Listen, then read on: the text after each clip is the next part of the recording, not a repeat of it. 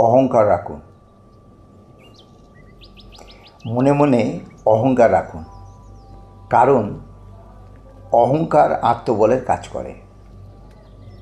অহংকার আত্মমর্যাদা বোধের জন্ম দেয়, কিন্তু বংশের অহংকার করবেন না। কারণ আপনার জন্ম দৈববশে হয়েছে, সেখানে আপনার কোনো হাত নেই, ছিলও না। অহংকার করুন আপনার সততার, কঠোর পরিশ্রমের, আত্যন্তিক নিষ্ঠার আর মানবিকতার। পুলিশের ভয়ে আর বিবেকের ভয়ে সৎ হবেন না। এমন সৎ সবাই হতে পারে। সৎ হওয়ার জন্যই সৎ হন। প্রতিদানের আশায় লোকের উপকার করবেন না, বরং এটাই আশা করবেন যে যাদের উপকার করবেন তারাই আপনার সঙ্গে শত্রুতা করবে।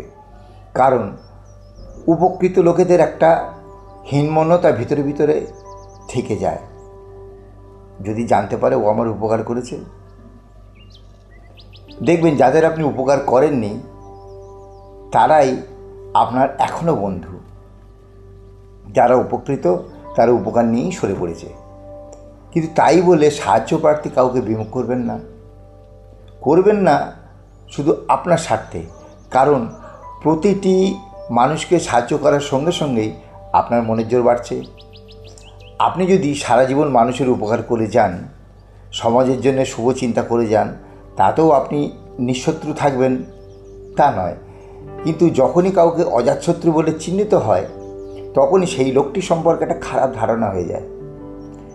বুঝতে পারি তিনি হয় তেলবাজ, না হয় নিষ্ক্রিয়, জীবনে কখনো অন্যায়ের প্রতিবাদ তিনি করেননি বা কোনো ঝুঁকি নেননি, কারো প্রকৃত উপকার করেননি।